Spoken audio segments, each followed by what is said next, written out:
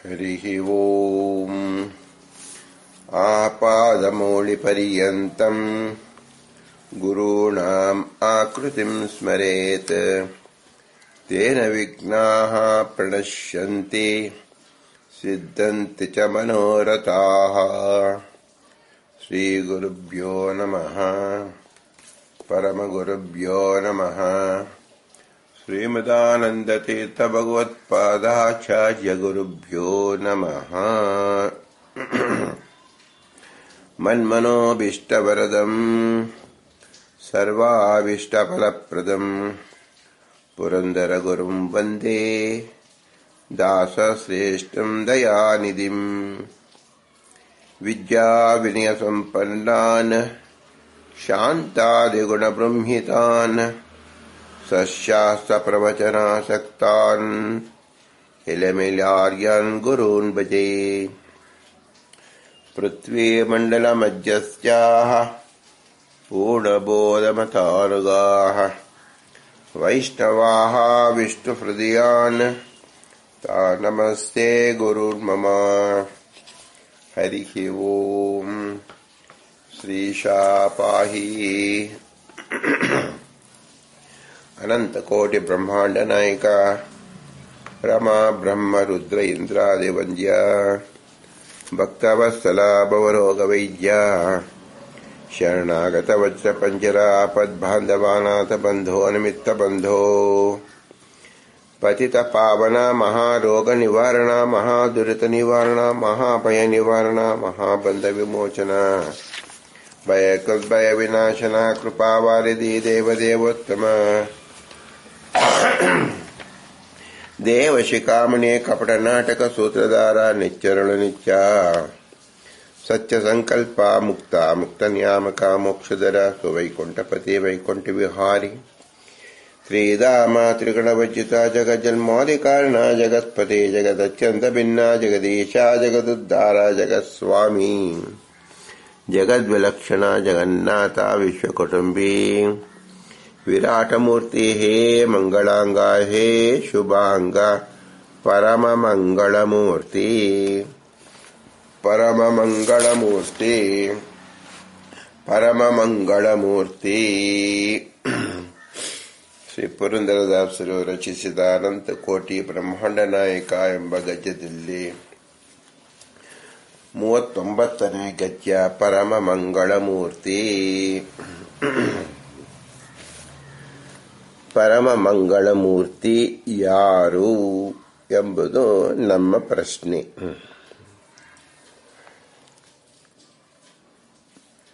ಭಗವಂತನ ಅನಂತ ಗುಣಗಳು ಭಗವಂತನೇ ಆಗಿದ್ದಾನೆ. ಇದು ಅಪ್ರಾಕೃತ ಮಾತ್ರವಲ್ಲ, ಈಶ್ವರನಿಗೆ ಮಾತ್ರ ಸೀಮಿತವಾದ ಗುಣಗಳು. ಇವನ ಗುಣಗಳಿಗೆ ಇವನೇ ಸಾಟಿ. ಭಗವಂತನಿಗೂ ಭಗವಂತನ ಗುಣಗಳಿಗೂ ಭೇದವೇ ಇಲ್ಲ. ಭಗವಂತನ ಎಲ್ಲ ನಾಮಪದಗಳು ಗುಣಪದಗಳೇ ಆಗಿದೆ, ಗುಣಪದಗಳು ಕ್ರಿಯಾಪದಗಳೇ ಆಗಿದೆ, ಹಾಗೂ ಅನಂತ ಪೂರ್ಣಗಳಾಗಿದೆ. ಇದನ್ನು ತೋರಿಸಿಕೊಡೋದಕ್ಕೋಸ್ಕರವಾಗಿ ಪರಮ ಮಂಗಳ ಮೂರ್ತಿ ಅಂತ ಶ್ರೀ ಪುರಂದರದಾಸರು ಹೇಳಿದ್ದಾರೆ. ಇದನ್ನು ಹೇಗೆ ಅರ್ಥ ಮಾಡಿಕೊಳ್ಳೋದು ಎಂಬುದು ನಮಗೆ ಪ್ರಶ್ನೆಯಾಗಿ ಉಳಿಯುತ್ತೆ. ಒಂದು ಸಕ್ಕರೆ ಗೊಂಬೆಯನ್ನು ತೆಗೆದುಕೊಂಡು ಇದು ಮುಖ, ಇದು ಕೈ, ಇದು ಕಾಲು, ಇದು ಹೊಟ್ಟೆಯನ್ನು ಗುರುತಿಸಿದರೂ ಎಲ್ಲವೂ ಸಕ್ಕರೆ ಮುದ್ದೆಯಾಗಿರುತ್ತದೆ. ಅದರಂತೆ ರಾಗಿ ಮುದ್ದೆಯನ್ನು ಗೋಳಕಾರ ಎನ್ನಲು ಅದರ ಆಕಾರಕ್ಕೆ ಹಾಗೂ ಮುದ್ದೆಗೆ ಏನೂ ವ್ಯತ್ಯಾಸವಿಲ್ಲ.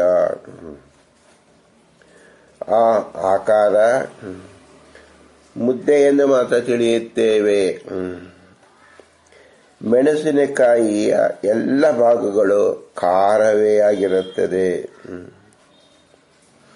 ಇಲ್ಲಿ ನಾವು ಗಮನಿಸುವುದು ಏನು?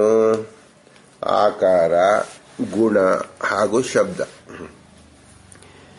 ಎಲ್ಲವೂ ಒಂದೇ ಪದಾರ್ಥವನ್ನು ಹೇಳುತ್ತಿದೆ. ಹೌದಾ ಇಲ್ವೋ? ನೀವೇ ಚಿಂತನೆ ಮಾಡಿ. ನಿಮ್ಮ ಮುಂದೆ ಒಂದು ಸಕ್ಕರೆಯಿಂದ ತಯಾರಿಸಿದ ಒಂದು ಗೊಂಬೆಯನ್ನು ಇಟ್ಕೊಳ್ಳಿ. ಸಕ್ಕರೆ ಅಚ್ಚು ಅಂತ ಹೇಳುತ್ತೇವೆ ಅದನ್ನ. ಇನ್ನೊಂದು ಕಡೆ ರಾಗಿ ಹಿಟ್ಟು ಬೇಯಿಸಿದರೆ ಒಂದು ಮುದ್ದೆ ಅಂತ ಆಗತ್ತೆ ನೋಡಿ, ಆ ಮುದ್ದೆಯನ್ನು ಇಟ್ಕೊಳ್ಳಿ. ಇನ್ನೊಂದು ಕಡೆ ಒಂದು ಉದ್ದ ಬ್ಯಾಡಿಗೆ ಮೆಣಸಿನಕಾಯಿ ಯಾವುದೋ ಒಂದು ಒಣಗಿದ ಮೆಣಸಿನಕಾಯಿನ ಇಟ್ಕೊಳ್ಳಿ. 3 ಪದಾರ್ಥ ನೀವು ಇಟ್ಕೊಂಡಿದ್ದೀರ. ಈಗ ನಾನು ಕೇಳ್ತೀನಿ, ಮೊದಲನೇದು ಏನದು? ಸಕ್ಕರೆ ಅಚ್ಚು. ಎರಡನೇದು ಏನು? ರಾಗಿ ಮುದ್ದೆ. ಮೂರನೇದು ಏನು? ಮೆಣಸಿನಕಾಯಿ. ಸರಿ, ಸಕ್ಕರೆಯಲ್ಲಿ ಹೋಗಿ ಒಂದು ಭಾಗವನ್ನು ಕೇಳ್ತೀನಿ. ಸಕ್ಕರೆ ಒಂದು ಕಣ್ಣು ಭಾಗ ತೋರಿಸ್ಬಿಟ್ರು, ಇದೇನು? ಸಕ್ಕರೆ ಅಚ್ಚು. ಕಾಲು ಭಾಗ ಸಕ್ಕರೆ ಅಚ್ಚು, ಕೈ ಭಾಗ ಸಕ್ಕರೆ ಅಚ್ಚು. ಸಕ್ಕರೆ ಅಚ್ಚಿನಲ್ಲಿ ಏನು ಹೇಳಿದ್ರು ನೀವು ಸಕ್ಕರೆ ಅಚ್ಚು ಸಕ್ಕರೆ ಅಚ್ಚು ಸಕ್ಕರೆ ಅಚ್ಚು ಅಂತ ಹೇಳ್ತೀರ. ಆದರೆ ಸಕ್ಕರೆ ಅಚ್ಚಿನಲ್ಲಿ ಆಕಾರ ಬೇರೆ ಇದೆ, ತ್ರಿಕೋಣ ಇದೆ, ಚೌಕಾಕೃತಿ ಇದೆ, ಗುಂಡಾಕಾರ ಇದೆ, ನಿಂತಿದೆ, ದೇಶವನ್ನು ಆಕ್ರಮಿಸಿದೆ. ಇಷ್ಟೆಲ್ಲ ನಿಮ್ಮ ಕಣ್ಣು ಕಾಣಿಸ್ಲಿಲ್ವೇನು? ಎಲ್ಲವನ್ನು ಸೇರಿಸಿ ಸಕ್ಕರೆ ಅಚ್ಚು ಅಂತ ಒಂದೇ ಶಬ್ದದಲ್ಲಿ ಹೇಳ್ತೀರ. ಹೌದು ತಾನೆ? ಆದ್ರಿಂದ ಸಕ್ಕರೆ ಅಚ್ಚಿನಲ್ಲಿ ಏನಿದೆ? ಅದನ್ನ ನಾಮವಿದೆ, ಗುಣವಿದೆ, ಆಕಾರವಿದೆ, ರೂಪವಿದೆ. ಅದರಂತೆ ಮುದ್ದೆ, ರಾಗಿ ಮುದ್ದೆಯನ್ನು ಕೇಳಿ ಮುದ್ದೆ ಅಂತ ಹೇಳ್ತೀವಿ. ಅದರ ಮುದ್ದೆ ಯಾವ ಆಕಾರದಲ್ಲಿದೆ? ದುಂಡಾಕಾರವಾಗಿದೆಯಲ್ಲ, ಇಷ್ಟು ಜಾಗವನ್ನು ಆಕ್ರಮಿಸಿದೆಯಲ್ಲ, ಬಿಸಿಯಾಗಿದೆಯಲ್ಲ, ಅದು ಒಂದು ರೀತಿ ಕೆಂಪು ಆಗಿರುವುದು ಕಾಣ್ತೀವಲ್ಲ, ಹೊಗೆ ಬರ್ತಾ ಇದೆಯಲ್ಲ, ಮೆತ್ತಿಗಿದೆಯಲ್ಲ, ಅದು ತಿಂದರೆ ಹೊಟ್ಟೆ ತುಂಬುತ್ತಲ್ಲ. ಇದೆಲ್ಲ ಕ್ರಿಯಾ ವಿಶೇಷಗಳನ್ನು ನೀವು ಯಾಕೆ ಹೇಳೋದಿಲ್ಲ? ಮುದ್ದೆ ಇಷ್ಟೇ ಹೇಳ್ತೀವಿ. ಹಾಗೆ ಮೆಣಸಿನ್ಕಾಯಿ ತಗೊಳ್ಳಿ, ತೊಟ್ಟು ಕೇಳಿ. ಮೆಣಸಿನ್ಕಾಯಿ ತೊಟ್ಟು, ಮೆಣಸಿನ್ಕಾಯಿ ಅಂತ ಹೇಳಿ. ಮೆಣಸಿನ್ಕಾಯಿ ಹೊಟ್ಟೆ, ಮೆಣಸಿನ್ಕಾಯಿ ಬಾಲ, ಯಾರೂ ಹೇಳಲ್ಲ. ಎಲ್ಲವನ್ನು ಮೆಣಸಿನ್ಕಾಯಿ ಅಂತ ಹೇಳ್ತೀವಿ. ಯಾಕೆ? ಮೆಣಸಿನ್ಕಾಯಿಯಲ್ಲಿ ಎಲ್ಲಿ ನೋಡಿದ್ರು ಖಾರವೇ ಇರುತ್ತೆ. ಅದ್ರ ಬಣ್ಣ ತಗೊಂಡು ಏನ್ ಮಾಡ್ತೀರಾ? ಅದೇ ಬಣ್ಣ ಹಿಟ್ಟಿನಲ್ಲಿದ್ರು ಕೂಡ ಮೆಣಸಿನ್ಕಾಯಿ ಇಲ್ಲದಾಗ ಅದು ಖಾರ ಅನಿಸಿಕೊಳ್ಳುತ್ತೆ. ಅದು ಎಷ್ಟೇ ಸೌಂದರ್ಯವಾಗಿದ್ರು ಕೂಡ ನಮಗೆ ಖಾರ ಕಿರಿಕಿರಿಯನ್ನು ಉಂಟು ಮಾಡುತ್ತೆ. ಆದ್ರಿಂದ ಮೆಣಸಿನ್ಕಾಯಿಗೆ ಮುಖ್ಯವಾಗಿ ಹೇಳ್ತೀವಿ. ಇದು 3 ಉದಾಹರಣೆಯನ್ನು ಚೆನ್ನಾಗಿ ಮನಸ್ಸಲ್ಲಿ ಇಟ್ಕೊಳ್ಳಿ. ಒಂದು ಸಕ್ಕರೆ ಗೊಂಬೆ, ಇನ್ನೊಂದು ಮುದ್ದೆ, ರಾಗಿ ಮುದ್ದೆ, ಮತ್ತೊಂದು ಮೆಣಸಿನಕಾಯಿ. ಇದನ್ನ ಪುರಂದರದಾಸರು ಪರಮ ಮಂಗಳ ಮೂರ್ತಿ ಅಂತ 3 ಶಬ್ದದಿಂದ ಹೇಳ್ತಾ ಇದ್ದಾರೆ. ಯಾಕೆ ಇದು 3 ಉದಾಹರಣೆ ಹೇಳಬೇಕಾಗಿತ್ತು ಅಂದರೆ, ಭಗವಂತ ಎಲ್ಲರಿಗೂ ಭಗವಂತನೇ. ಒಳ್ಳೆಯವ್ರಿಗೆ ಮಾತ್ರ ಭಗವಂತ, ಕೆಟ್ಟವ್ರಿಗೆ ಭಗವಂತನಲ್ಲ.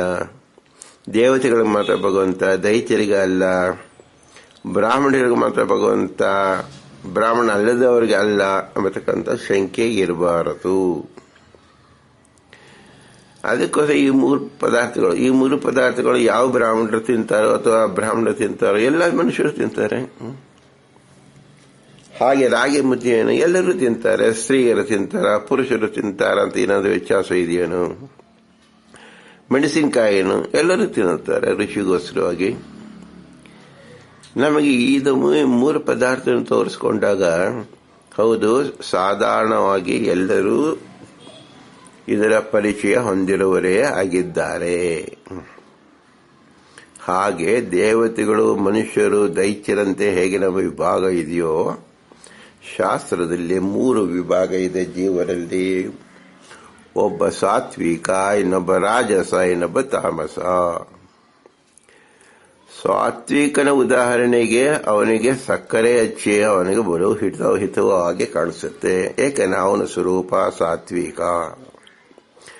ರಾಜಸನಾದವನಿಗೆ ಅವನಿಗೆ ಎಲ್ಲಿ ಯಾವ ತಿಂಡಿ ಹೇಗೆ ತಿನ್ನಬೇಕು, ಎಷ್ಟೊತ್ತು ತಿಂತಾ ಇರಬೇಕು ಅನ್ನೋದೇ ಅವನಿಗಿರೋದ್ರಿಂದ ಅವನ ಮುದ್ದೆಯನ್ನೇ ನೋಡ್ತಾನೆ. ಅದು ರಾಜಸ ಪ್ರತೀಕ.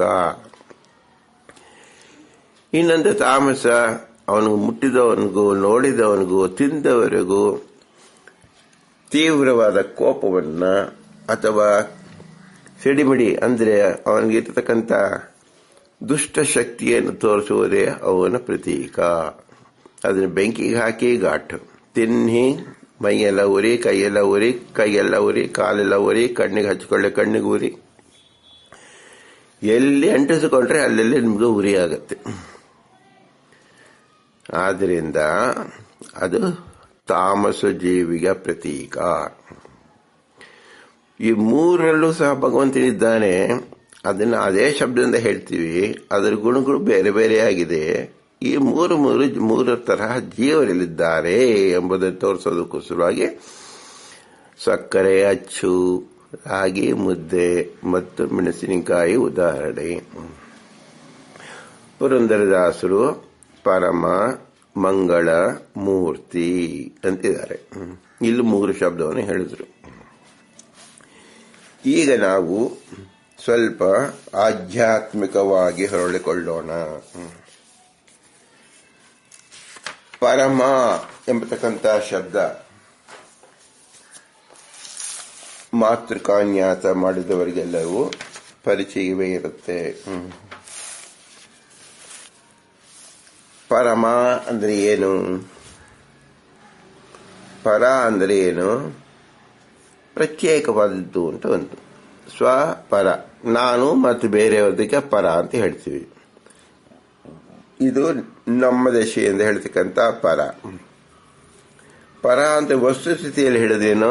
ಭಿನ್ನ ಅನ್ಬರ್ತಕ್ಕಂಥ ಶಬ್ದ ಬರುತ್ತೆ. ಪರ ಅಂದ್ರೆ ಅನ್ಯ, ಎಲ್ಲವನ್ನೂ ಬಿಟ್ಟಿರ್ತಕ್ಕಂಥ ಅದಕ್ಕೆ ಪರ ಅಂತ ಹೆಸರು. ಪರ ಅಂದ್ರೆ ಇನ್ನೊಂದು ಅರ್ಥ ಏನು? ಸ್ವಾತಿರಿಕ್ತ, ತನ್ನ ಬಿಟ್ಟು ಇಡೀ ವಿಶ್ವ ಎಂಬತಕ್ಕಂಥ ಅರ್ಥ ಬರುತ್ತೆ. ಹೀಗೆ ತಗೊಂಡಾಗ ಇಡೀ ವಿಶ್ವವನ್ನು ಬಿಟ್ಟಿರ್ತಕ್ಕಂಥವನು ಯಾರು? ಭಗವಂತ. ಅವನ ಹೆಸರು ಪರ. ಅವನನ್ನು ಏನಂತ ಕರಿತೀವಿ? ಸರ್ವೋತ್ತಮ, ಸರ್ವೋಚ್ಚ ಅಂತ ಹೆಸರು. ಯಾಕಂದ್ರೆ ಇದನ್ನು ಉಪನಿಷತ್ತಲ್ಲಿ ಹೇಳಿದ್ದಾರೆ, ಮನಸ್ಸಸ್ತು ಪರ ಬುದ್ಧಿ ಅಂತ. ಪರ ಅಂತ ಹೇಳಿದಾಗ ಏನು? ಮನಸ್ಸನ್ನು ಬಿಟ್ಟು ಅದಕ್ಕೆ ಮೇಲ್ಪಟ್ಟು ಇನ್ನೊಂದು ಪದಾರ್ಥ ಇದೆ, ಅದಕ್ಕೆ ಬುದ್ಧಿ ಅಂತ ಹೆಸರು.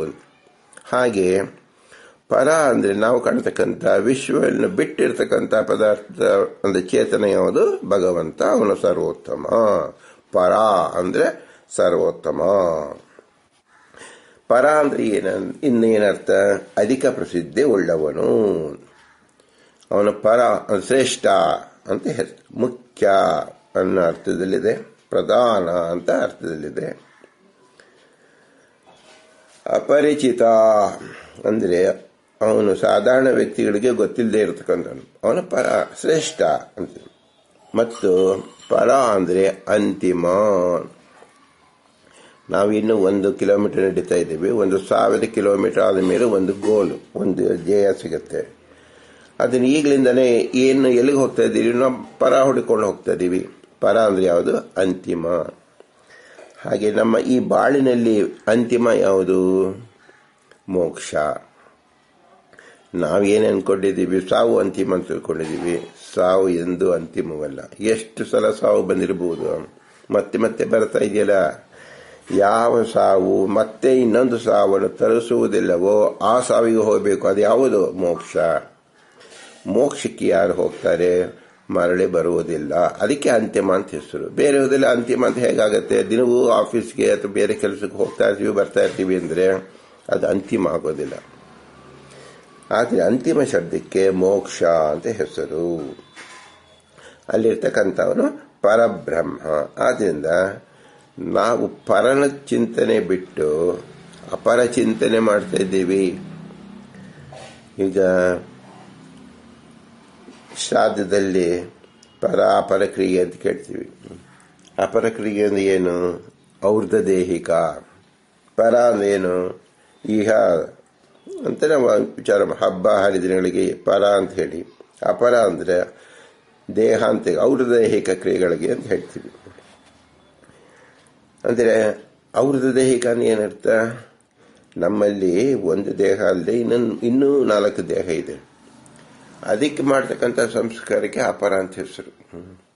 ನಾವು ಕೇವಲ ಸ್ನಾನ ಮಾಡುವಾಗ ಹೊರ ಬಟ್ಟೆಯನ್ನೇ ಹಾಕೊಂಡು ನಾವು ಸ್ನಾನ ಮಾಡ್ತೀವೇನು? ನಾವು ಶುದ್ಧರಾಗಬೇಕು ಅಂದ್ರೆ ಏನ್ ಮಾಡಬೇಕು? ಮೊಟ್ಟ ಮೊದಲು ಹೊರಗಡೆ ಇರತಕ್ಕಂಥ ಅಂಗಿಯನ್ನ, ಪಂಚೆಯನ್ನ ತೆಗೆದಬೇಕು. ಒಳಗಡೆ ನಾವು ಸ್ನಾನ ಮಾಡೋದು. ಆದ್ರಿಂದ ಅದೇ ಅಪರ ಕ್ರಿಯಾ. ನಮ್ಮ ಮೊಟ್ಟ ಮೊದಲ ಆವರಣ ತೆಗೆಯೋದು ಅದೇ ಮೃತ್ಯು. ನಮ್ಮ ಮೊಟ್ಟ ಮೊದಲ ಆವರಣ ಯಾವುದು? ಹೊರಗಡೆ ಹಾಕಿರೋದು ವಸ್ತ್ರ. ಅಂದ್ರೆ ವಸ್ತ್ರರೂಪವ ಅಭಿಮಾನ. ಯಾರು ಅಭಿಮಾನ ಎಂಬತಕ್ಕಂಥ ಬಟ್ಟೆ ತೆಗೆದುಕೊಳ್ತಾರೋ ಅವರಿಗೆ ಸ್ನಾನ ಪ್ರಾರಂಭ.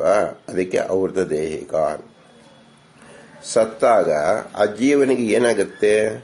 ತಾನು ಹಿಂದೆ ಇದ್ದ ದೇಹದ ಅಭಿಮಾನ ತುಂಡಾಗತ್ತೆ. ಯಾರು ಸ್ವಸಾಮರ್ಥ್ಯದಿಂದ ಬಿಡ್ತಾರೋ ಅವರು ಯೋಗಿಗಳಾಗ್ತಾರೆ. ಯಾರು ಸ್ವಸಾಮರ್ಥ್ಯದಿಂದ ಬಿಡಕ್ಕೆ ಅರ್ಹತೆ ಇಲ್ಲವೋ ಅವರಿಂದ ಯಮಧರ್ಮರಾಜರು ಅಥವಾ ಅವರ ಭಟರು ಕಸಿದುಕೊಳ್ಳುತ್ತಾರೆ. ಒಟ್ಟು ತುಂಡಾಗತ್ತೆ. ತುಂಡಾದಾಗ ಒಬ್ಬರಿಗೆ ಭಯದಾಯಕ ಆಗತ್ತೆ, ಇನ್ನೊಬ್ಬರಿಗೆ ಸುಖದಾಯಕ ಆಗತ್ತೆ. ಯಾರು ಸ್ವಸಾಮರ್ಥ್ಯದಿಂದ ಬಿಡ್ತಾರೋ ಅವರಿಗೆ ಸುಖ, ಯಾರಿಂದ ಕಸಿದುಕೊಳ್ಳುತ್ತಾರೋ ಅವರಿಗೆ ದುಃಖ. ಚಿಕ್ಕ ಮಕ್ಕಳಿಗೆ ಸ್ನಾನ ಮಾಡಿಸಕ್ಕೆ ಹೋದಾಗ ಬಟ್ಟೆ ತೆಗೆದ ತಕ್ಷಣ ಅವ್ರು ಅಳ್ತಾರೆ. ಯಾಕೆ? ಅವರ ಬಟ್ಟೆಯಲ್ಲಿ ಇನ್ನೂ ಹೆಚ್ಚಾದ ಅಭಿಮಾನವನ್ನು ಇಟ್ಟುಕೊಂಡಿರ್ತಾರೆ. ಕಾಲಕ್ರಮೇಣದಲ್ಲಿ ಸ್ನಾನಕ್ಕೆ ತಯಾರಿಸಿದಂತ ಯಾವುದೇ ವಿಪ್ರ ತಕ್ಷಣದಲ್ಲಿ ತನ್ನ ಮೇಲಿನ ಅಂಗಿಯನ್ನು ತೆಗೆದು ನದಿಗೆ, ಬಾವಿಗೆ ಸ್ನಾನಕ್ಕೆ ಹೊರಡ್ತಾನೆ. ಯಾತಕ್ಕೋಸ್ಕರವಾಗಿ ಈ ಸದಾಚಾರದಲ್ಲಿ ಸ್ನಾನ ಮೂಲೆ ಸರ್ವಕಾರ್ಯೇಷು ಅಂತ ಹೇಳಿದ್ದಾರೆ ಅಂದ್ರೆ, ಈ ವಸ್ತ್ರ ವಿಸರ್ಜನೆಯ ಎಂಬುದ ಮೂಲಕ ಇಹಲೋಕದ ವ್ಯಾಪಾರದ ಅಭಿಮಾನವನ್ನು ತ್ಯಜಿಸು. ಭಗವಂತನ ಕೈಂಕರ್ಯ ಮಾಡುವುದಕ್ಕೆ ಮೊಟ್ಟ ಮೊದಲ ಕಾರ್ಯ ಸ್ನಾನ. ಸ್ನಾನ ಅಂದ್ರೆ ಹೇಗೆ ವಸ್ತ್ರವನ್ನು ತೆಗಿತೀಯೋ ಹಾಗೆ ಇತರ ಎಲ್ಲ ಕಾರ್ಯಗಳಲ್ಲಿ ಅಭಿಮಾನವನ್ನು ಬಿಟ್ಟು ಭಗವಂತನ ಕಾರ್ಯದಲ್ಲಿ ಮಗ್ನನಾಗು ಎಂಬುದು ಅಂದರೆ ಸ್ನಾನದ ಸಂಕೇತ. ಆದ್ದರಿಂದ ಈ ಪರಮ ಎಂಬತಕ್ಕಂಥದ್ದು ಏನು ತೋರಿಸ್ಕೊಡ್ತಾ ಇದೆ, ಅಪರ ಕಾರ್ಯ ಅಂತ ಏನು ಶಬ್ದವನ್ನು ನಾವು ಸರಿಯಾದ ಅರ್ಥ ತಿಳಿಯದೆ ನಾವು ಕೇವಲ ಔರ್ಧ ದೇಹಿಕವಾಗಿ ಅಂತ ಹೇಳ್ತಾ ಇದೀವಲ್ಲ, ಔರ್ಧ ದೇಹ ಅನ್ನೋದು ಈಗಿನ ದೇಹ, ಈಗ ಶರೀರದಲ್ಲೂ ಇದೆ. ನಾವು ಅದನ್ನು ಗಮನಿಸಿಕೊಳ್ಳುತ್ತಿಲ್ಲ. ನಾವು 4 ಜನ ಇದ್ದಾಗ ಒಬ್ರಿಗೆ ಮಾತ್ರ ಊಟ ಹಾಕಿ 3 ಜನರಿಗೆ ನಾವು ಹಾಗೆ ಕೂಡಿಸ್ತಾ ಇದ್ದೀವಿ. ಆ ಹೊಟ್ಟೆಯನ್ನು ತುಂಬುತ್ತಾ ಇಲ್ಲ. ಇದನ್ನೆಲ್ಲ ಶಾಸ್ತ್ರದಿಂದ ವಿಮರ್ಶೆ ಮಾಡಿದಾಗ ಮಾತ್ರ ತಿಳಿಯುತ್ತೆ. ಅಲ್ಲಿನ ತನಕವೂ ನಾವು ಪಶು ಜನ್ಮದಲ್ಲೇ ಇದ್ದೇವೆ ಅಂತ ತಿಳ್ಕೊಳ್ಬೇಕು. ಆದ್ದರಿಂದ ಈ ಪರ ಅಂದ್ರೆ ಏನಪ್ಪಾ ಅಂದ್ರೆ, ಒಂದು ಪರ್ವದಿನಕ್ಕೆ ಪರ ಅಂತ ಹೆಸರು. ಸರ್ವಾಧಿಕ ಲಾಭವನ್ನು ಪಡೆಯೋದಕ್ಕೆ ಪರ ಅಂತ ಹೆಸರು. ಮತ್ತು ಬ್ರಹ್ಮದೇವರು ಒಂದು ಕಾಲ 100 ವರ್ಷಕ್ಕೆ ಏನಂತ ಹೆಸರು? ಪರ. ದೀರ್ಘ ಅಂತಿದೆ. ಇಲ್ಲ, ಪರ ಅಂದ್ರೆ ಏನು? ಅತೀ ದೊಡ್ಡ ಕಾಲ, ಅತೀ ದೀರ್ಘವಾದ ಕಾಲಕ್ಕೆ ಪರ ಅಂತ ಹೆಸರು. ನೋಡಿ, ಯಾವುದೇ ಕಾಲ, ಯಾವುದೇ ದೇಶ, ಯಾವುದೇ ಗುಣದ ಪರ ಅಂದ್ರೆ ದೊಡ್ಡದಕ್ಕೆ ಶಬ್ದ ಪರಮ ಅಂತ ಹೆಸರು. ಆದ್ರಿಂದ ಪರಮ ಅಂದ್ರೆ ಏನು ತಿಳ್ಕೊಳ್ಬೇಕು? ಸರ್ವೋತ್ತಮತ್ವ, ಸರ್ವೋತ್ಕೃಷ್ಟತಾ, ಉತ್ಕೃಷ್ಟತಾ, ಅತ್ಯಧಿಕವಾದದ್ದು, ಅತಿಗೂಢವಾದದ್ದು, ಸರ್ವಶಕ್ತಿಮಾನ್, ಪರಮಾತ್ಮ, ಪರಬ್ರಹ್ಮ ಇತ್ಯಾದಿಯಾಗಿ ಎಲ್ಲ ಶಬ್ದಗಳು ಸಹ ಪರಮ ಎಂಬುದಕ್ಕೆ ಶಬ್ದ ಇದೆ. ಇಲ್ಲಿ ಪುರಂದರದಾಸರು ಪರಮ ಮಂಗಳಮೂರ್ತಿ, ಮಂಗಳ ಎಂಬತಕ್ಕಂಥದ್ದು ಹಿಂದೆ ನಾವು ಕೇಳಿದ್ದೀವಿ. ಸಾರಭೂತ ಮತ್ತು ನಿತ್ಯವಾದದ್ದು, ಆ ಒಂದು ವಿಶೇಷಣವನ್ನು ಮಂಗಳದಲ್ಲಿ ಇಟ್ಟುಕೊಳ್ಳಿ. ಈಗ ಪರಮ ಎಂಬತಕ್ಕಂಥದ್ದೆಲ್ಲ ಸರ್ವೋತ್ತಮ, ಸರ್ವೋತ್ಕೃಷ್ಟ, ಅತ್ಯಧಿಕವಾದದ್ದು, ಅತಿ ದೀರ್ಘಕಾಲದ್ದು ಎಲ್ಲವನ್ನು ನಾವು ಸೇರಿಸಿಕೊಂಡಾಗ ಪರಮ ಮಂಗಳ ಎರಡು ನಮಗೆ ಅರ್ಥ ಸ್ವಲ್ಪ ಮಟ್ಟಿಗೆ ತಿಳಿದಂತಾಗುತ್ತದೆ. ಇಲ್ಲಿ ಪರ ಎಂಬತಕ್ಕಂಥದ್ದು ವಿಶೇಷ ಇದೆ. ಈ ಪ ಎಂಬತಕ್ಕಂಥದ್ದು ಏನು ವಿಶೇಷ ಇದೆ? ಪ ರ ಮ ಎಂಬ ಶಬ್ದದಲ್ಲಿ ವಿಚಾರ ಮಾಡಿ ನೋಡಿ.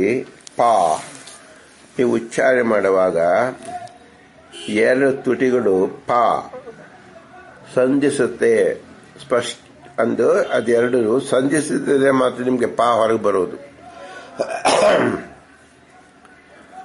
ಪ ಓಷ್ಟ ಮತ್ತು ತುಟಿಗಳು ಸಂಧಿಸಬೇಕು.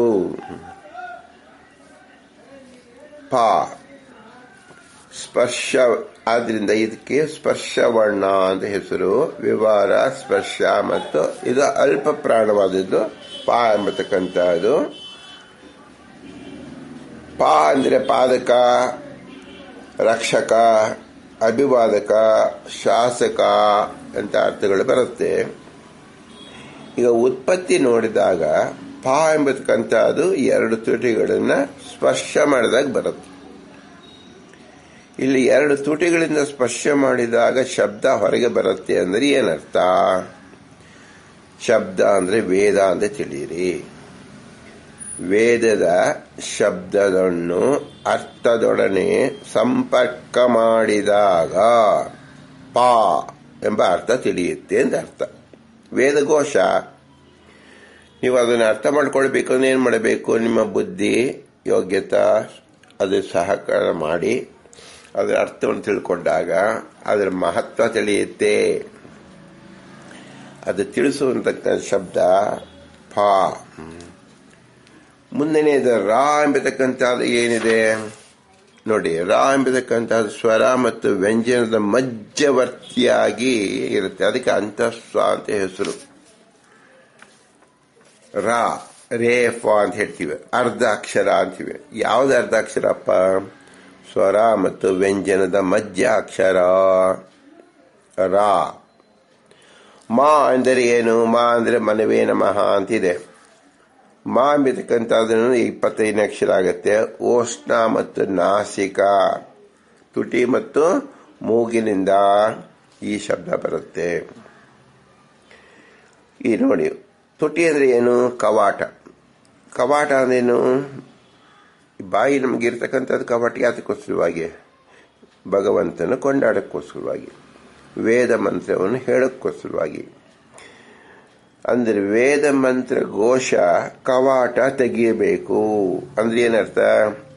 ವೇದಾಧ್ಯಯನದಲ್ಲಿ ನಿಪುಣತೆಯನ್ನು ಸಂಪಾದಿಸಿಕೊಳ್ಳಬೇಕು ಅಂತ ಅರ್ಥ. ಬಾಗಿಲು ತೆಗೆದ್ರೆ ನಾವು ದೇವರು ನೋಡ್ತೀವಿ ದೇವಸ್ಥಾನದಲ್ಲಿ, ಮನೆಯ ಬಾಗಿಲು ತೆಗೆದ್ರೆ ಒಳಗೆ ಹೋಗ್ತೀವಿ. ಇನ್ನು ಯಾವುದೇ ಕೆಲಸ ಮಾಡಿದಾಗ ಆಗ ಆಫೀಸ್ಗೆ ಬಾಗಿಲು ತೆಗೆದ್ರೆ ಒಳಗೆ ಹೋಗಿ ಆಫೀಸ್ ಕೆಲಸ ಮಾಡ್ತೀವಿ. ಹಾಗೆ ಇಲ್ಲಿ ಮಾ ಅನ್ನೋದ್ರಿಂದ ಏನಾಯ್ತು? ಎರಡು ಕವಾಟ ಓಪನ್ ಆಯ್ತಲ್ಲ. ಓಪನ್ ಆಗಿದ್ದು ಯಾವುದಕ್ಕೋಸ್ಕರವಾಗಿ? ಭಗವಂತನನ್ನು ವೇದದಿಂದ ಸ್ಮರಿಸು, ಭಗವಂತನನ್ನು ವೇದದಿಂದ ಶ್ಲಾಘನೆ ಮಾಡು, ಕೊಂಡಾಡು, ಅವನ ಗುಣಗಳನ್ನು ಕೀರ್ತಿಸು ಅಂತ ಅರ್ಥ. ಇದಕ್ಕೋಸ್ಕರ ನಿಮ್ಗೆ ಮೊಸರು ಅಂದ್ರೆ ಶಬ್ದ ಬೇಕಲ್ಲ, ಅದಕ್ಕೋಸ್ಕರವಾಗಿ ನಾಸಿಕ ಅಂದ್ರೆ ಏನು? ಮೂಗಿನಿಂದ ಶಕ್ತಿ. ಯಾರು? ವಾಯುದೇವರು ಆ ರೂಪದಲ್ಲಿ ನಮಗೆ ಶಕ್ತಿ ಕೊಡುತ್ತಾನೆ ಅಂತ ಅರ್ಥ. ಅಂದ್ರೆ ಒಂದು ಜ್ಞಾನ ಮತ್ತು ಶಕ್ತಿ. ಅಂದ್ರೆ ಮಾ ಎಂಬತಕ್ಕಂಥದ್ದು ಜ್ಞಾನ ಅಂತ ಎಲ್ಲರೂ ಹೇಳ್ಬಿಡ್ತಾರೆ. ಯಾಕೆ ಜ್ಞಾನ ಅಂತ ಹೇಳ್ತಾರೆ ಅಂದ್ರೆ ವೇದದಿಂದ ಅರ್ಥ ವಾಯುದೇವರಿಂದ ತಿಳಿದಾಗ, ಅಂದ್ರೆ ಗುರುಗಳ ಮೂಲಕ ತಿಳಿದಾಗ ನಿಮಗೆ ಸುಖ ಪ್ರದಾಯಕವಾಗತ್ತೆ ಅಂತ ಅರ್ಥ. ವೇದ ಉಚ್ಚಾರಣೆಯೇ ಎರಡು ತುಟಿಯಿಂದ ಬರ್ತಕ್ಕಂಥದ್ದು. ಉಸಿರು ಎಂಬತಕ್ಕಂಥದ್ದು ಶಕ್ತಿ. ಇದಕ್ಕೆ ಸಂವಾರ, ನಾದ, ಘೋಷ ಮತ್ತು ಅಲ್ಪ ಪ್ರಾಣ ನಂತರದಲ್ಲಿ ಒಂದು ಪ್ರಯತ್ನ ಅಂತಿದೆ. ಅಂದ್ರೆ ಈ ಮಾ ಎಂಬ ಶಬ್ದದಲ್ಲಿನೇ ಇಷ್ಟು ಕಾರ್ಯಗಳು ನೆರವೇರಿರುತ್ತೆ. ಇಷ್ಟು ಕಾರ್ಯ ನಡೆದಾಗ ಸುಖದಲ್ಲಿ ಅದು ಕೊನೆಗೊಳ್ಳುತ್ತೆ. ಅದಕ್ಕೆ ಕುಶಲತಾ ಅಂತ ಹೆಸರು. ಇಷ್ಟು ಶಬ್ದಗಳನ್ನ ಪರಮ ಅನ್ನೋದ್ರಿಂದ ನಾವು ಏನ್ ತಿಳ್ಕೊಂಡಾಗಾಯ್ತು? ವೇದದಿಂದ ದೀರ್ಘಕಾಲದಲ್ಲಿ ದೊರಕುವ ಅತ್ಯಂತ ಶ್ರೇಷ್ಠವಾದ ಸುಖ ಎಂಬತಕ್ಕಂಥದ್ದು ಗೊತ್ತಾಯಿತು. ಇದು ಯಾರಲ್ಲಿದೆ? ಭಗವಂತನಲ್ಲಿದೆ. ನಾವು ತಿಳ್ಕೊಳ್ಳೋಕೆ ಎಷ್ಟು ಕಷ್ಟಪಡ್ತೀವಿ, ನಮ್ಮಲ್ಲಿ ಎಲ್ಲಿದೆ? ಆದ್ರಿಂದ ನಮ್ಮಲ್ಲಿ ಇಲ್ಲದೆ ಇರೋದ್ರಿಂದ ನಾವು ಭಗವಂತನಲ್ಲಿದೆ ಎಂಬತಕ್ಕಂಥ ಪುರಂದಾಸರು ಪರಿಚಯಿಸುತ್ತಿದ್ದಾರೆ. ನಮ್ಮಲ್ಲಿ ಇರತಕ್ಕಂಥದ್ದೇನು ಅಲ್ಪ ಗುಣ, ದುಃಖತ್ವ, ಇಷ್ಟೇ. ಇದು ಭಗವಂತನಲ್ಲಿ ಇಲ್ಲ. ಇದನ್ನ ನಾವು ತಿಳಿಬೇಕು. ಇದು ಇಲ್ಲ, ಈ ಗುಣ ಇಲ್ಲಪ್ಪ ಭಗವಂತನಲ್ಲಿ.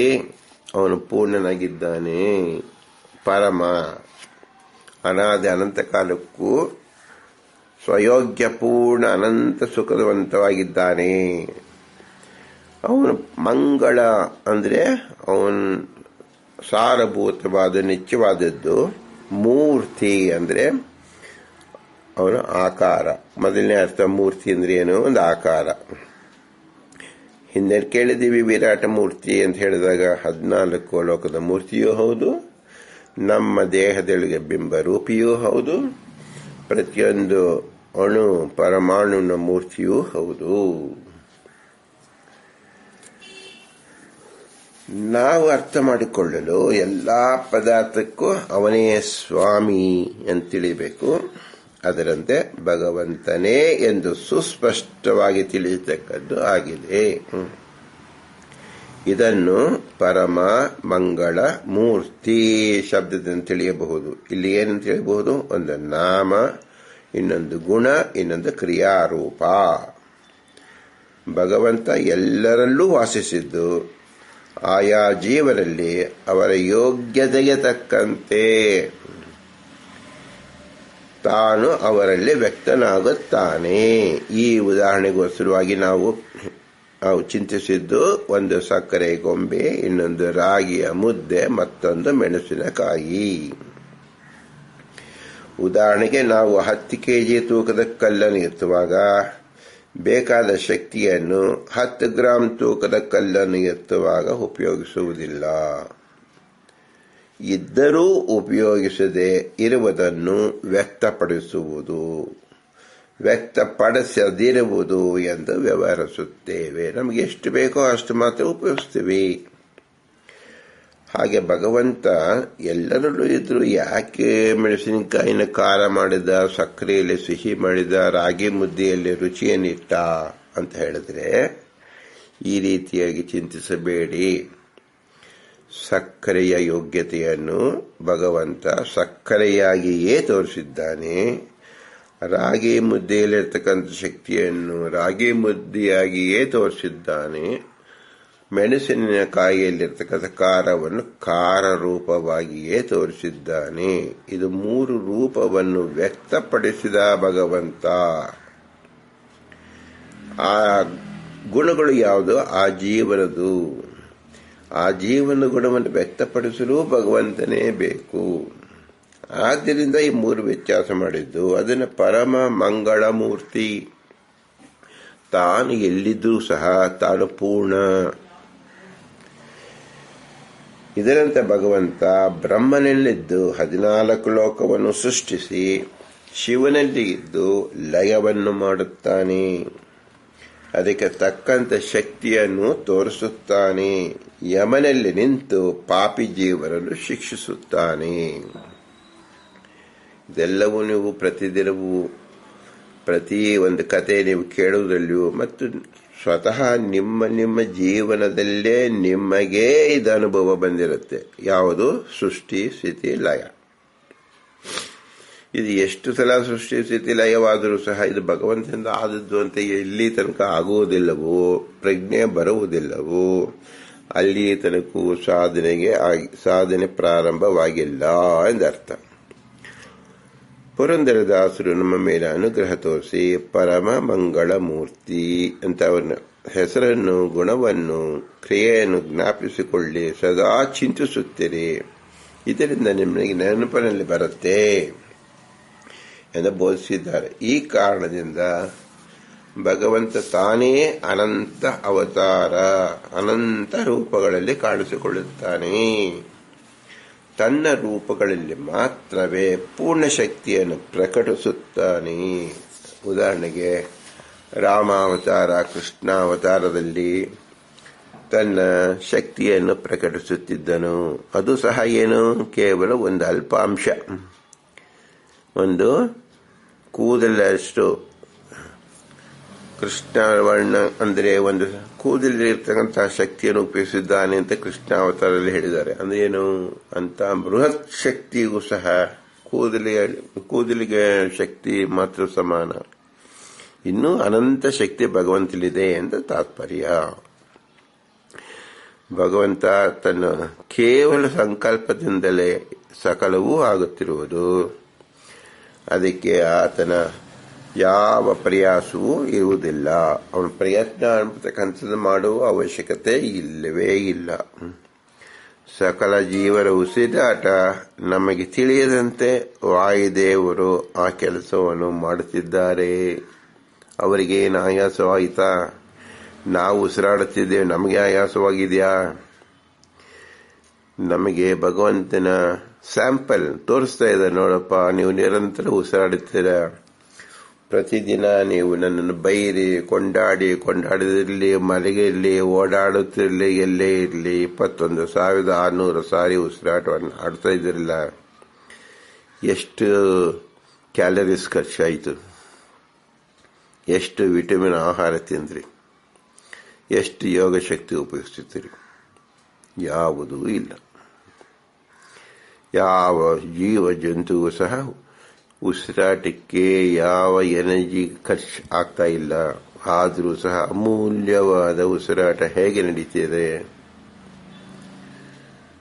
ಅತಿ ದೊಡ್ಡ ಕೆಲಸವನ್ನ ಏನೂ ಶ್ರಮವಿಲ್ಲದೆ ಹೇಗೆ ಸಾಧ್ಯ, ಭಗವಂತ ಹೇಗೆ ಮಾಡ್ತಾ ಇದ್ದಾನೆ ಅನ್ನೋದು ನಮ್ಮಲ್ಲೇ ನಿಂತು ಭಗವಂತ ತೋರಿಸ್ತಾ ಇದ್ದಾನೆ. ಇದನ್ನು ನಾವು ತಿಳ್ಕೊಳ್ಬೇಕು. ಇದನ್ನೇ ವಾಯುದೇವರಲ್ಲಿ ಸಹ ಏನೂ ಆಯಾಸವಿಲ್ಲದೆ ಇಡೀ 14 ಲೋಕವಲ್ಲಿರ್ತಕ್ಕಂಥ ಸಕಲ ಜೀವರಲ್ಲೂ ನಡೆಸುತ್ತಿದ್ದಾರೆ. ಇದನ್ನು ಸಹ ನಮ್ಮಲ್ಲಿ ಹೇಗೆ ನಡೀತಿದೆಯೋ ಅದರಂತೆ ಅವರ ಯೋಗ್ಯತೆ. ಆದ್ದರಿಂದ ಅದನ್ನು ಹಾಗೆ ತಿಳಿಯಬೇಕು. ಇಂತಹ ಬ್ರಹ್ಮಾಂಡಗಳು, ಅನಂತ ಬ್ರಹ್ಮಾಂಡಗಳಿದ್ದರೂ ಅದರ ನಿರ್ವಹಣೆ ಭಗವಂತನದು. ಅದು ಅನಾಯಾಸ, ಅಪ್ರಯತ್ನ. ನೋಡಿ, ಈಗ ನಮ್ಮ ಉಸಿರಾಟದಿಂದ 14 ಲೋಕದ ಬ್ರಹ್ಮನನ್ನು ತಿಳಿದೆವು. 14 ಲೋಕದ ಬ್ರಹ್ಮನಿಂದ ಅನಂತ ಕೋಟಿ ಬ್ರಹ್ಮಾಂಡನನ್ನು ಪರಿಚಯಿಸಿಬಿಟ್ಟರು ಶ್ರೀ ಪುರಂದರದಾಸರು. ಅದೇ ಪರಮ ಮಂಗಳ ಮೂರ್ತಿ. ಇಷ್ಟು ಹೇಳಿದರೂ ಸಹ ಯಾರಾದರೂ ಭಗವಂತನ ಸಾಕಲ್ಯನ ತಿಳಿದಂತೆ ಆಯಿತಾ? ತಿಳಿಯಲು ಸಾಧ್ಯವಿಲ್ಲ. ನಿದ್ರೆಯಲ್ಲಿ ನಮ್ಮ ಪ್ರಯತ್ನ ಇದೆಯೇನು? ಇಲ್ಲ. ಆದರೂ ಉಸಿರಿರುತ್ತೆ. ಈ ಶಕ್ತಿ ನಮ್ಮದಲ್ಲ, ಶ್ರೀ ವಾಯುದೇವರವರಿಗೆ ಆ ಶಕ್ತಿಯನ್ನು ಕೊಟ್ಟುವ ಭಗವಂತ. ಆದ್ದರಿಂದ ತನ್ನಲ್ಲಿರುವ ಪೂರ್ಣ ಶಕ್ತಿಯನ್ನು ಉಪಯೋಗಿಸುವ ಪ್ರಮೇಯವೇ ಬರಲಾರದು. ಆತನು ಅಪ್ರತಿಮ ಶಕ್ತಿವಂತನು ಎಂದು ನಾವು ತಿಳಿಯಬೇಕು. ಆದ್ದರಿಂದಲೇ ಆತನ ಎಲ್ಲಾ ರೂಪಗಳು, ಗುಣಗಳು ಅವನಿಂದ ಅಭಿನ್ನವೆಂದೇ ತಿಳಿಯಬೇಕು. ಯಾಕೆ ಅಭಿನ್ನ ಅಂತ ಹೇಳಬೇಕು ಅಂದ್ರೆ, ಭಗವಂತನ ಶಕ್ತಿ ನಾವು ಸುಮ್ಮನೆ ತಿಳ್ಕೊಳ್ತಾ ಇದ್ದೇವೆ. ನಮಗೆ ಅನುಭವಕ್ಕೆ ಗೊತ್ತೇನು? ನನ್ನ ಒಂದು ಉಸಿರು, ನಿಮ್ಮ ಉಸಿರು ನನಗೆ ನನ್ನ ಅಧೀನವಿದೆಯೇನು? ಇಲ್ಲ. ಹೀಗೆ ಇಡೀ ಬ್ರಹ್ಮಾಂಡ ಇರತಕ್ಕಂಥ ಎಲ್ಲರ ಉಸಿರು ಬ್ರಹ್ಮನ ಅಧೀನದಲ್ಲಿದೆ ಅಂದರೆ ಹೇಗೆ ತಿಳಿದುಕೊಳ್ಳುತ್ತೀರ? ಇಂತಹ ಬ್ರಹ್ಮಾಂಡದ, ಅನಂತ ಬ್ರಹ್ಮಾಂಡದ ಉಸಿರು ಭಗವಂತನಲ್ಲಿಂದ ಇದೆ ಅಂದರೆ ಅದನ್ನು ಹೇಗೆ ತಿಳಿಯಲು ಸಾಧ್ಯವಿದೆ? ಸಾಧ್ಯವೇ ಇಲ್ಲ. ಆದ್ದರಿಂದ ಇದು ಅಭಿನ್ನವಾದ ಗುಣ. ಇದನ್ನು ಸಾಕಲ್ಯೇನ ಯಾವ ಜೀವರು ಅರ್ಥ ಮಾಡಿಕೊಳ್ಳಲಾರರು. ಆದರೆ ಆ ಗುಣವನ್ನು ತಿಳಿದುಕೊಳ್ಳಲೇಬೇಕಾದ್ದರಿಂದ ದಾಸರು ಅದಕ್ಕಾಗಿ ಪರಮ ಎಂಬ ಶಬ್ದವನ್ನು ಬಳಸಿದ್ದಾರೆ. ಯಾರು ಈ ಗುಣವನ್ನು ತಿಳ್ಕೋದಿಲ್ಲ ಅವರಿಗೆ ಮೋಕ್ಷವಿಲ್ಲ. ಯಾಕಪ್ಪ? ಮೋಕ್ಷದಾತೆಯವರ ಒಂದು ಲಕ್ಷಣವನ್ನು ನೀವು ಶಬ್ದತಃ ತಿಳಿದಿಲ್ಲ ಅಂದರೆ ನಿಮಗೆ ಹೇಗೆ ಕ್ವಾಲಿಫೈ ಆಗ್ತೀರಾ? ಆದ್ದರಿಂದ ಭಗವಂತನ ಪರಮ, ಪರ ಅಂದರೆ ಉತ್ಕೃಷ್ಟವಾದುದು, ಮಾ ಅಂದರೆ ಜ್ಞಾನ, ಉತ್ಕೃಷ್ಟವಾದ ಜ್ಞಾನ. ಪರಮ ಅಂದ್ರೆ ಅತಿ ಉತ್ಕೃಷ್ಟವಾದ ಜ್ಞಾನ ಉಳ್ಳವನು ಎಂದರ್ಥ. ಪರಮವೀರ ಚಕ್ರ ಅಂತ ಹೇಳ್ತೀವಿ.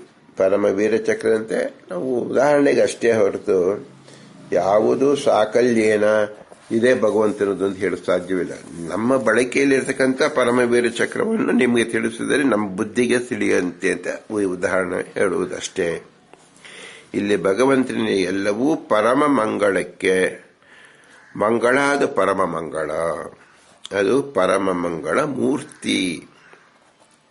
ಇಲ್ಲಿ ಪರಮ ಎಂಬುದು ನಾಮವಾಚಕ, ಮಂಗಳ ಎಂಬುದು ಗುಣವಾಚಕ, ಹಾಗೂ ಮೂರ್ತಿ ಎಂಬುದು ಆಕಾರ ರೂಪವಾಚಕ.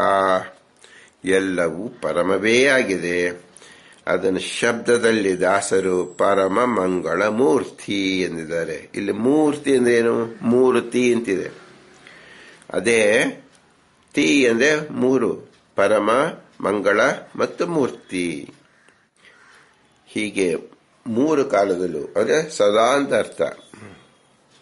ಮೂರು ಜನರಲ್ಲೂ, ಸಾತ್ವಿಕ ರಾಜಸ ತಾಮಸರಲ್ಲೂ, ಹೀಗೆ ಅನಂತ ಅರ್ಥಗಳನ್ನು ಕೇವಲ ಶಾಬ್ದಿಕವಾಗಿ ಪುರಂದರದಾಸರು ತೋರಿಸಿದ ಮಹಾಮಹಿಮರು ನಮ್ಮ ಗುರುಗಳು ಶ್ರೀ ಪುರಂದರದಾಸರು. ಅವರ ಅನುಗ್ರಹಕ್ಕೆ ಬೇಡಿಕೊಂಡು ಅವರಿಗೆ ಪ್ರತ್ಯುಪಕಾರವಾಗಿ ನಾವು ಕೊಡಲು ಏನೂ ಸಾಧ್ಯವಿಲ್ಲ. ಭೂಯಿಷ್ಟಾಂತೆ ನಮ ಉಕ್ತಿಂ ವಿಧೇಮ ಅಂತ ಹೇಳಿ ಶಿರಸಾವಿಸಿ ನಮಸ್ಕರಿಸೋಣ. ತನ್ಮೂಲಕ ಅವರ ಅಂತರ್ಯಾಮಿಯಾಗಿರ್ತಾನೆ ಪುರಂದರ ವಿಠಲ ನಮ್ಮೆಲ್ಲರನ್ನು ರಕ್ಷಿಸಲಿ, ಸುಜ್ಞಾನ ಒದಗಲಿ, ಮೋಕ್ಷವನ್ನು ಕೊಡಲಿ ಅಂತ ಪ್ರಾರ್ಥಿಸೋಣ. ಭಾರತೀ ರಮಣ ಮುಖ್ಯ ಪ್ರಾಣಾಂತರ್ಗತ ಶ್ರೀಕೃಷ್ಣಾರ್ಪಣಮಸ್ತು. ಹರಿ ಓಂ, ಹರಿ ಓಂ, ಹರಿ ಓಂ.